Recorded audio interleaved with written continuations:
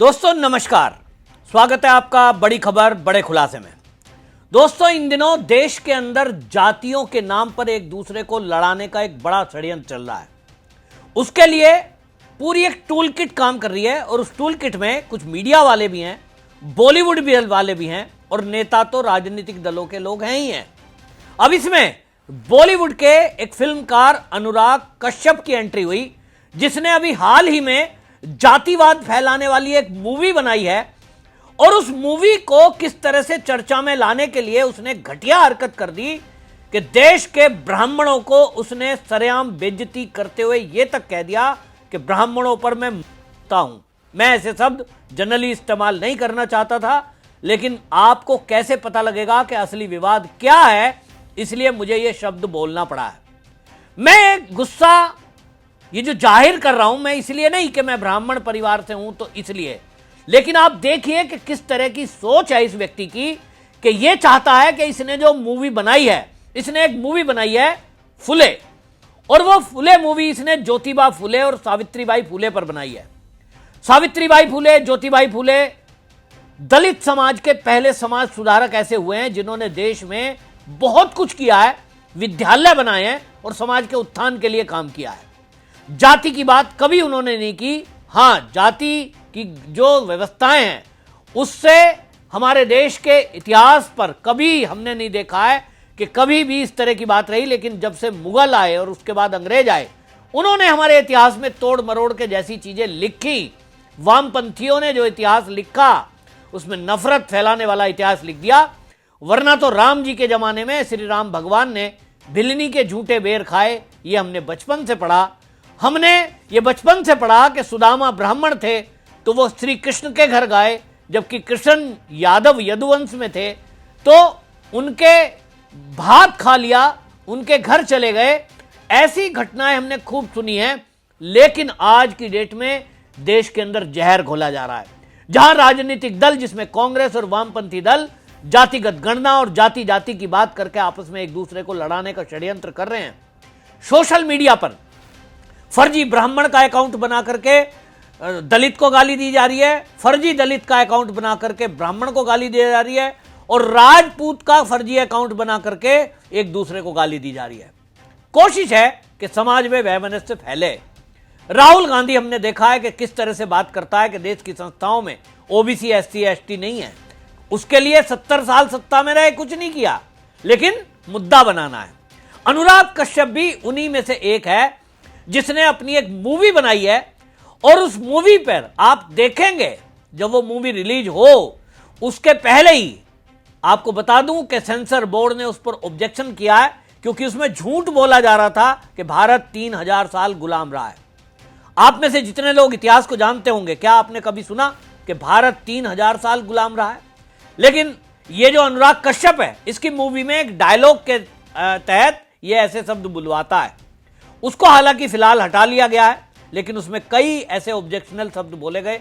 और मेन बात तो ये कि देश के अंदर जाति वैमनस्य फैलाने के लिए ये मूवी बनाई गई, लेकिन इस बेवकूफ आदमी ने संपूर्ण ब्राह्मण समाज को गाली देकर कोशिश की कि इसके ऊपर जब प्रहार होगा, इसको जेल भेजा जाएगा, केस चलेगा, तो चर्चा होगी, और चर्चा में ये जातिवाद की बात करेगा तो इसकी मूवी हिट हो जाएगी।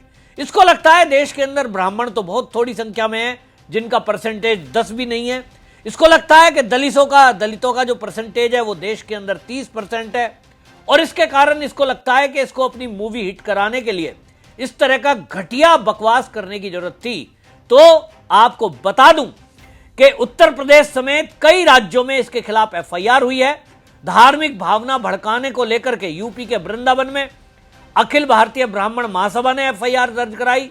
वहीं मध्य प्रदेश के इंदौर में ब्राह्मण कम्युनिटी की धार्मिक भावना आदि को लेकर के अनूप शुक्ला ने इस पर कार्रवाई करा दी है, एफआईआर दर्ज करा दी।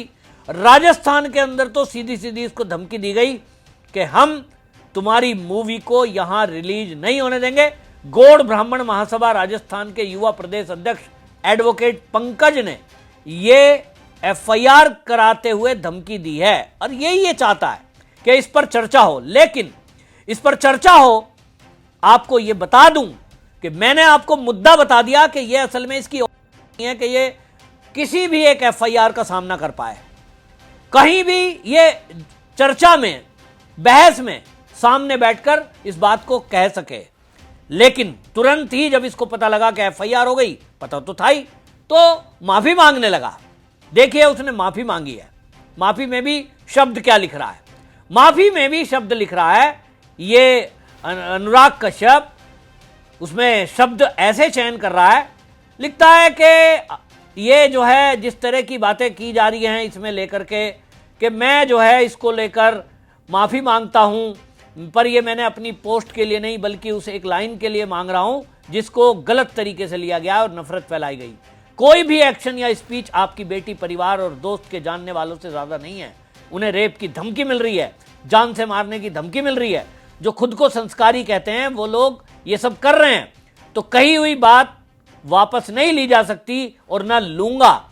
लेकिन मुझे जो गाली देनी है, मेरे परिवार ने न कुछ किया है न कहा है। अगर मुझे माफ़ी ही चाहिए तो ये मेरी माफ़ी है, मुझसे माफ़ी चाहिए तो ये मेरी माफ़ी है। ब्राह्मण लोग औरतों को बख्श दो, इतना संस्कार और शास्त्रों में भी नहीं है। मतलब आप सोचिए, माफ़ी भी ऐंठ के साथ, गलती ना मानते हुए अपने परिवार में ब्राह्मणों की मतलब गलती निकाल रहा है कि वो मेरी महिलाओं को गाली दे रहे हैं, फलाना कर रहे हैं। अरे भाई, कोई भी ब्राह्मण गैर कानूनी कदम कभी नहीं उठाता। और जो ये बातें कर रहे हैं, अगर आपके परिवार की महिलाओं को कोई गाली दे रहा है तो उसका कोई समर्थन नहीं कर रहा, मैं भी नहीं, बहुत गलत है। लेकिन तुमने जो किया है ब्राह्मणों के सर पर में, मतलब क्या है इस बात का? आप मतलब क्या कहना चाहते हो?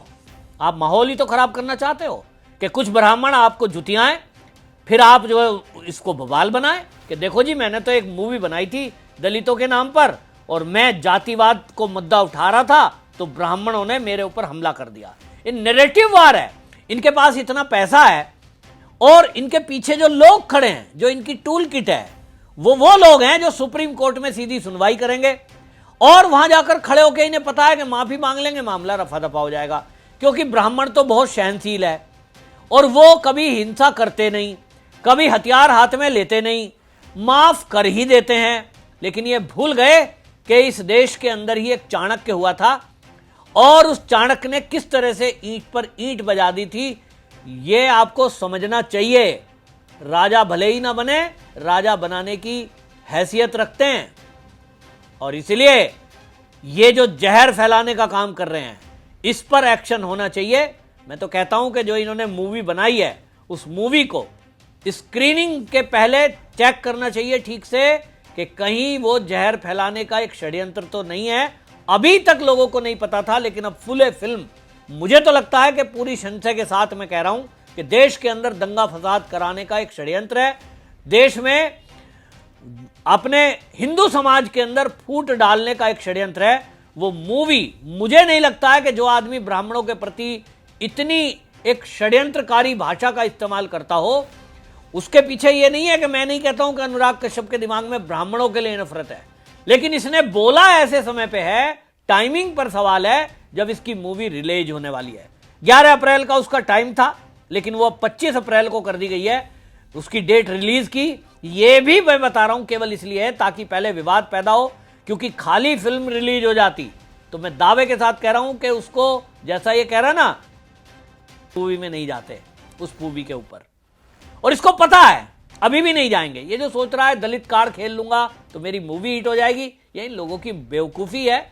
ये देश आज कहां चल रहा है और ये उसको कहां ले जाना चाहते हैं। देश आगे बढ़ रहा है। आज तो विवाह कर रहे हैं लोग, ब्राह्मणों के परिवार में दलितों की बेटियां बेटे आपस में विवाह कर रहे हैं, कोई विचार करता नहीं है। ऐसे 10 परिवारों को मैं जानता हूं जिसमें ब्राह्मणों के परिवार के बच्चे, मतलब वैश्यों के बच्चे, अपर कास्ट के बच्चे दलितों के परिवार में शादियां हुई हैं, मेरे मित्र हैं, उनके फैमिली में। तो कोई ऐसा विचार नहीं करता, लेकिन ये पुराने जख्मों को कुरेद कर उस वामपंथी इतिहास को तोड़ मरोड़ कर पेश करेंगे और उसी विचारधारा को आगे लाने की कोशिश कर रहे हैं। इनको लगता है कि हिंदू किसी भी कीमत पे एक ना हो जाए, क्योंकि कुछ लोग, स्वामी दीपांकर जैसे लोग, बागेश्वर धीरेन्द्र शास्त्री जैसे लोग, देश में हमारे संत और महंत और हमारे सनातन संस्कृति हमेशा से हिंदुओं को एक करने के लिए, चाहे वो महाकुंभ हो, चाहे वो कहीं कथा हो रही हो, चाहे प्रवचन हो रहे हो, धार्मिक आयोजन हो, उसमें समाज को एक करने का काम कर रहे हैं। तो वामपंथी लोगों को, इनके टूल किट गैंग को ये प्रॉब्लम है कि ये हिंदू समाज एक हो कैसे रहा है, और इसलिए ये इस तरह की मूवी बनाएंगे, उस तरह के सीरियल बनाएंगे, इस तरह की विद्वेष भरी बातें करेंगे, गाली गलौज करेंगे, सोशल मीडिया पर झूठ फैलाएंगे ताकि विद्वेष फैले। तो मैं सभी ब्राह्मणों से भी ये अपील करना चाहता हूं इस वीडियो के माध्यम से कि अपने आप कानून हाथ में ना लें और कानून के जरिए इस व्यक्ति को माफ ना किया जाए, सजा दिलाई जाए। माफी मांग रहा है लेकिन माफी ना दी जाए, क्योंकि इन लोगों को पता है कि इसी तरह से एडजस्ट होकर के और फिर बात रफा दफा हो जाती है। तो जब तक ऐसे लोगों को सजा नहीं होगी तब तक ऐसे लोग जहर फैलाने से बाज नहीं आएंगे। बहरहाल मनोज मुतस्सिर को मैं धन्यवाद देता हूं जिसने कड़ी चुनौती दी है, और देखते हैं अब ये जो कश्यप है ये क्या जवाब मनोज मुतस्सिर की बात का देता है। आपकी इस पर क्या राय है कमेंट में जरूर लिखिए, वीडियो को शेयर जरूर करिए।